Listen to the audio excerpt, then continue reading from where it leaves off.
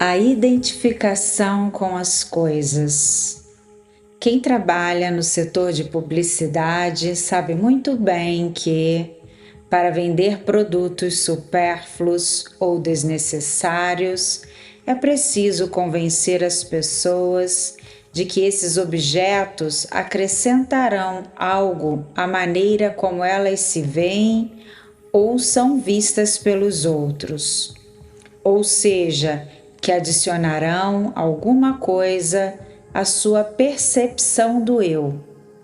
Os anúncios fazem isso, por exemplo, nos dizendo que vamos nos destacar da multidão usando tal produto e assim, por implicação, seremos mais plenamente nós mesmos. Outras propagandas criam uma associação na nossa mente entre o produto e alguém famoso, jovem, atraente ou de aparência feliz. Até mesmo imagens do início da carreira de celebridades que agora já estão velhas ou mortas funcionam bem para esse propósito. O pressuposto implícito é de que, comprando determinado item, nos tornamos, por meio de uma apropriação mágica, como essas pessoas, ou então assumimos sua imagem superficial. Assim, em muitos casos, não estamos adquirindo um produto, mas um meio de realçar nossa identidade. As grifes de estilistas são, em termos básicos, identidades que compramos. Elas são caras e, portanto, exclusivas. Se todo mundo pudesse adquiri-las, seu valor psicológico se perderia e nós ficaríamos apenas com seu valor material, que talvez represente apenas uma fração do preço que pagamos por elas. Com que tipo de coisa cada um de nós se identifica é algo que varia de pessoa para pessoa, considerando a idade, o sexo, a renda, a classe social, a moda e a cultura dominante, entre outros fatores. Aquilo com que alguém se identifica tem tudo a ver com o conteúdo, enquanto a compulsão inconsciente para se identificar é estrutural. Essa é uma das maneiras mais básicas pelas quais a mente egóica funciona. Paradoxalmente, o que mantém a chamada sociedade de consumo é o fato de que tentar encontrar a si mesmo por meio de coisas não funciona. A satisfação do ego tem vida curta. Assim, a pessoa continua buscando mais, continua comprando, continua consumindo. É claro que nessa dimensão material em que nosso eu superficial vive, as coisas são uma parte necessária e inevitável da vida. Precisamos morar em algum lugar, necessitamos de roupas, móveis, ferramentas, transporte, etc. Há também coisas que valorizamos por causa da sua beleza ou da sua característica inerente. Devemos reverenciar o universo das coisas e não menosprezá-lo. Cada objeto tem uma existência, é uma forma temporária cuja origem está na vida única, informe a origem de todas as coisas, de todos os corpos, de todas as formas. Nas culturas mais antigas, as pessoas acreditavam que tudo, até mesmo os objetos supostamente inanimados, possuíam um espírito próprio.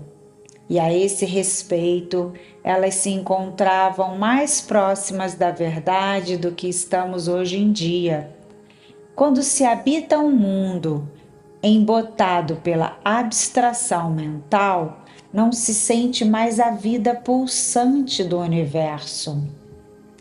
A maioria de nós não se encontra numa realidade viva, e sim numa realidade conceitualizada. Mas não podemos reverenciar as coisas verdadeiramente se as usamos como meios para ressaltar nosso eu, isto é, se tentamos nos encontrar por meio delas. É isso que o ego faz. Sua identificação com as coisas cria sentimentos de apego e obsessão em relação a elas, o que, por sua vez, forma a sociedade de consumo, bem como suas estruturas econômicas, onde a única medida de progresso é sempre mais. A busca descontrolada por mais, pelo crescimento infinito, é um distúrbio e uma doença. É a mesma disfunção apresentada pela célula cancerosa, cuja única meta é se multiplicar, inconscientemente de que está provocando seu próprio fim ao destruir o organismo de que faz parte. Alguns economistas são tão atraídos pelo conceito de crescimento que não conseguem se desligar dessa palavra. Assim, eles se referem à recessão como um período de crescimento negativo. Uma grande parte da vida de muita gente é consumida por uma preocupação obsessiva com as coisas. É por isso que uma das doenças do nosso tempo é a proliferação de objetos. Quando uma pessoa não consegue mais sentir a vida que ela própria é, em geral, tenta preencher sua existência com coisas. Se esse for seu caso, sugiro, como uma prática espiritual, que você analise seu relacionamento com o universo das coisas por meio da observação de si mesmo e, em particular, de tudo o que é designado com a palavra meu. É preciso que esteja alerta e seja honesto para descobrir, por exemplo, se seu sentido de valor pessoal está ligado aos bens que possui.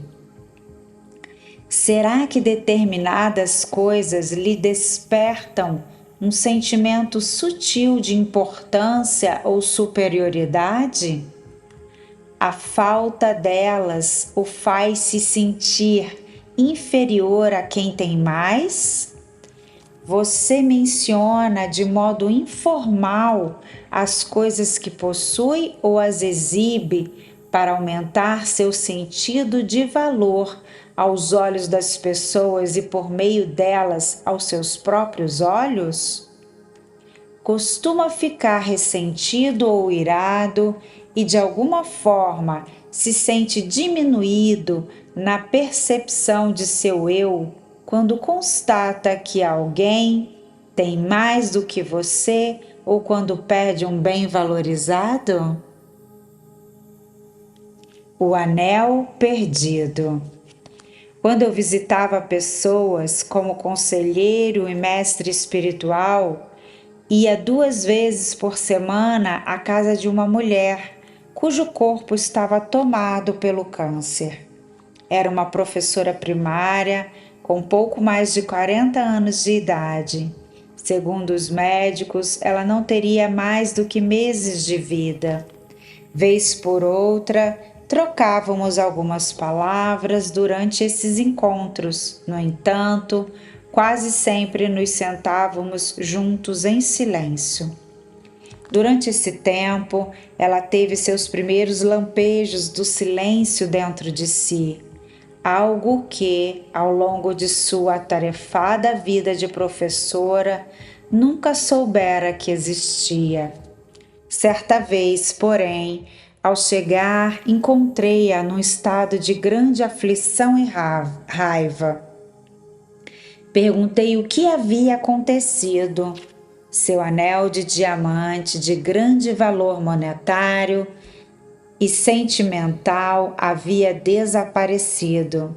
Ela estava certa de que fora furtado pela acompanhante que cuidava dela por algumas horas todos os dias. Disse que não entendia como alguém conseguia ser tão insensível e desumano para fazer isso com ela.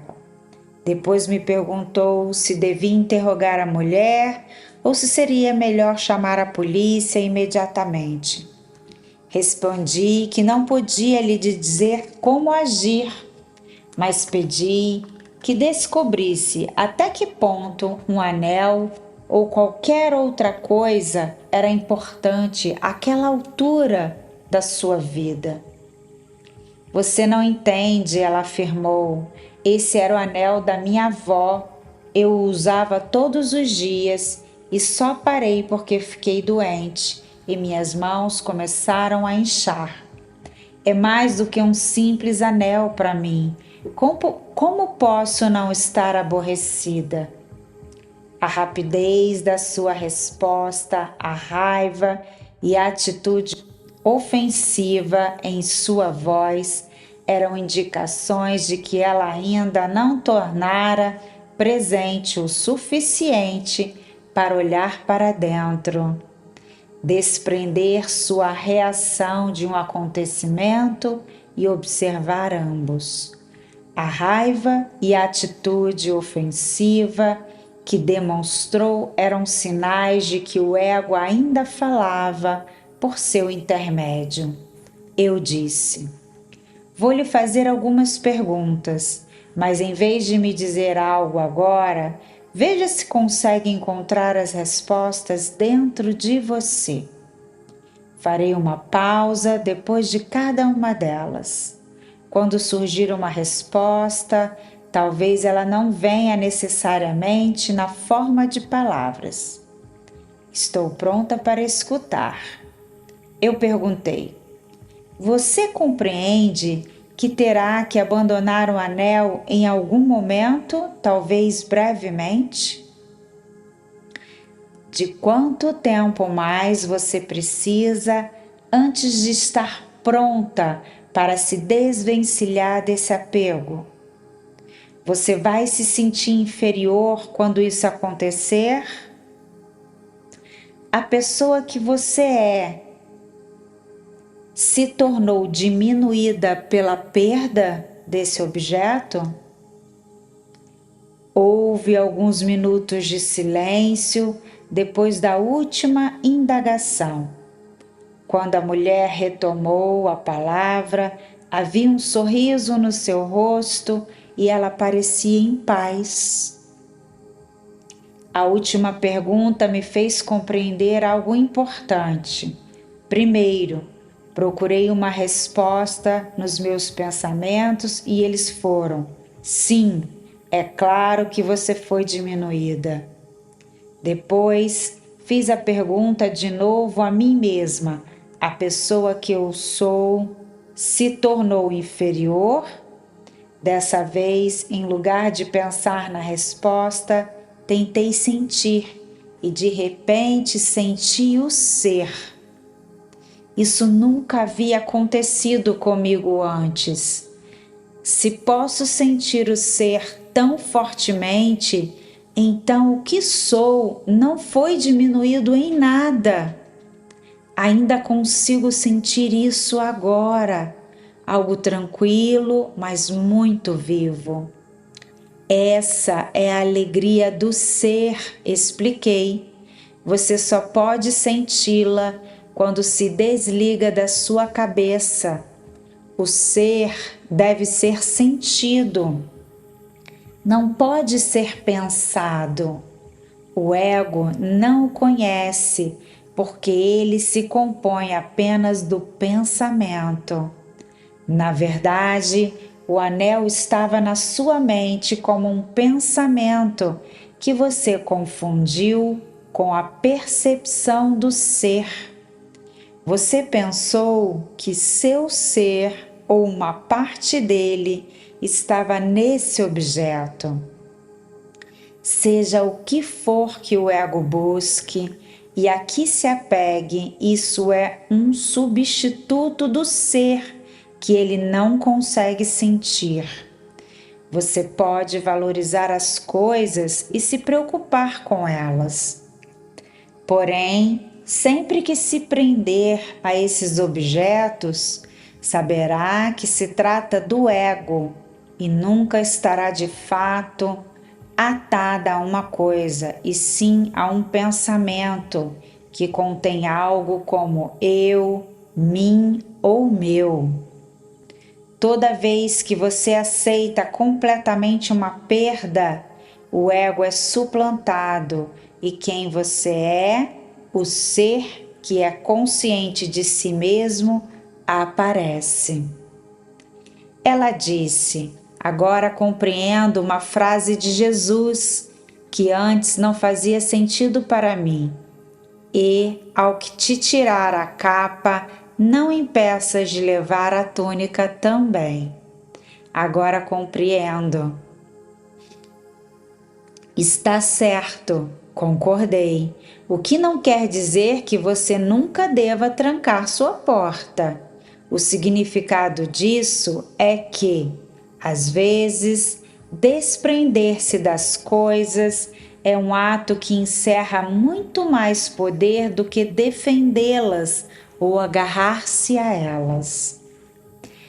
Nas suas últimas semanas de vida, à medida que seu corpo ia ficando cada vez mais fraco, essa mulher se mostrava mais radiante, como se uma luz brilhasse através dela.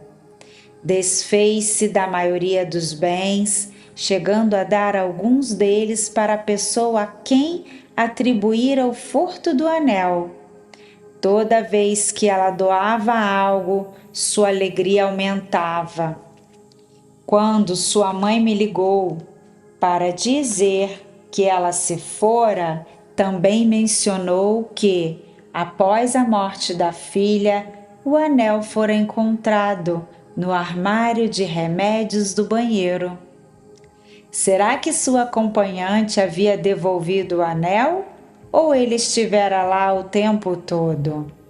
Ninguém jamais saberá. De uma coisa, porém, temos certeza: a vida nos proporcionará todas as experiências que forem as mais úteis à evolução da nossa consciência. Como saberemos que determinada experiência é aquela de que necessitamos? Porque ela será a experiência pela qual estaremos passando no momento. É errado, então, termos orgulho dos nossos bens ou ficarmos ressentidos com as pessoas que têm mais do que nós? De maneira nenhuma. Esse sentimento de orgulho, de precisar aparecer, o engrandecimento aparece do eu, por meio de mais do que e sua diminuição, por meio de menos do que não está certo nem errado. Isso é o ego. O ego não está errado, ele simplesmente não tem consciência disso. Quando o observamos em nós mesmos, estamos começando a superá-lo. Não devemos levá-lo muito a sério.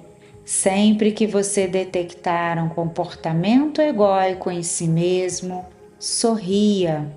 Se possível, procure até mesmo dar uma risada. Como a humanidade pode aceitar isso por tanto tempo? Acima de tudo, saiba que o ego não é pessoal. Ele não é quem você é. Se você o considerar um problema particular, isso é apenas mais ego.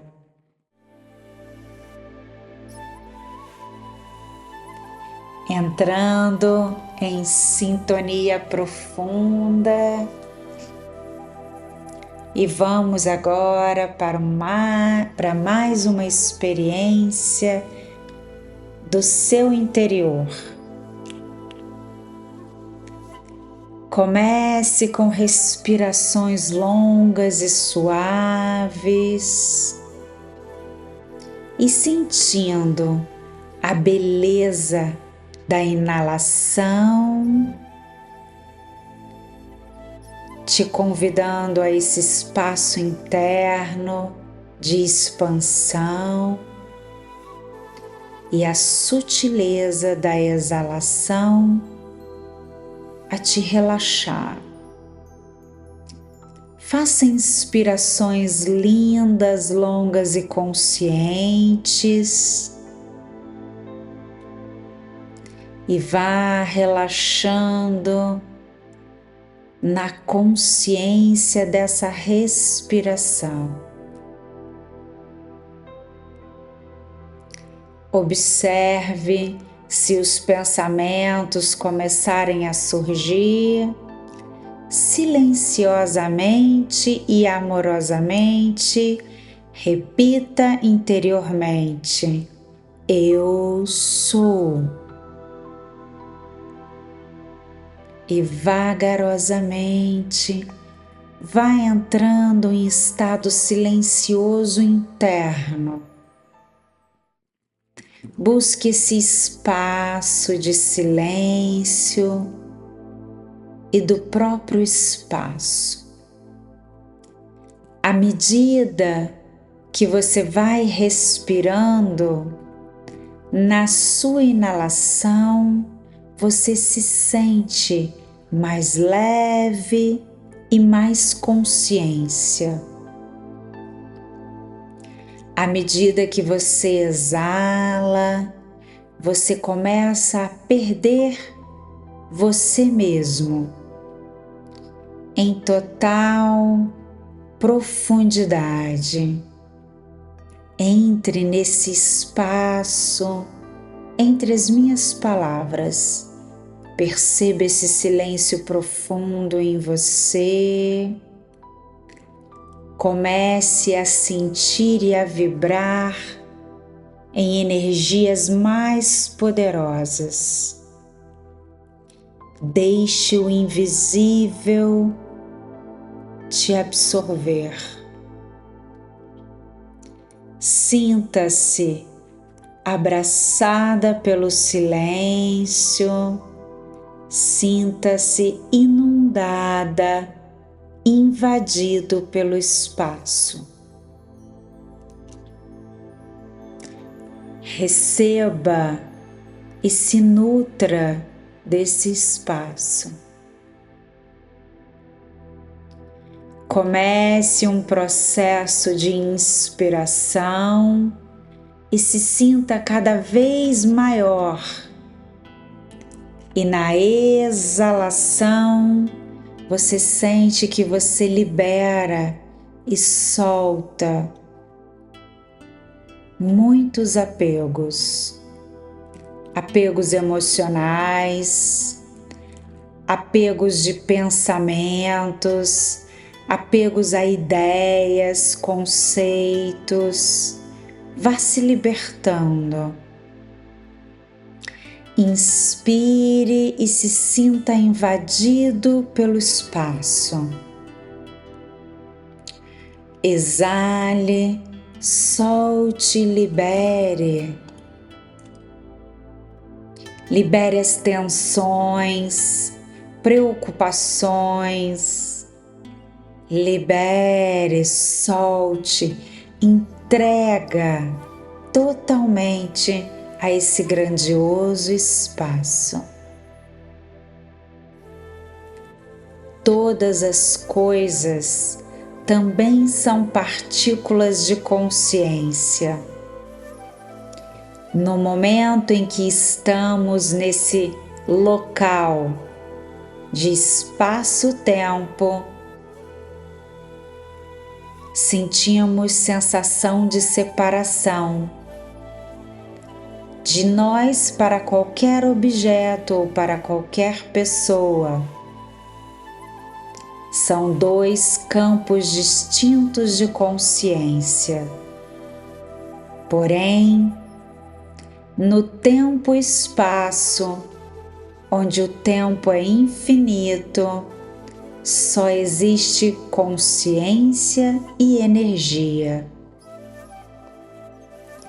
Se perceba completamente inundado por essa certeza que você é consciência unificada. Sua respiração é o seu portal.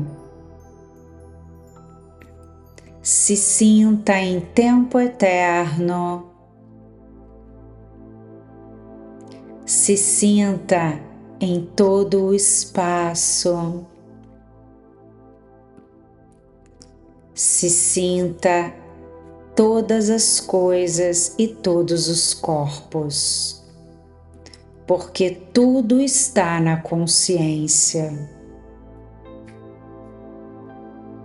No campo unificado, tudo é ordem, tudo é paz, tudo é da própria consciência. Entre nesse estado de certeza profunda e experiencie a paz de ser o ser que você é, consciência pura, em unidade, em amor, em prosperidade, em benevolência, em vida eterna. E assim é.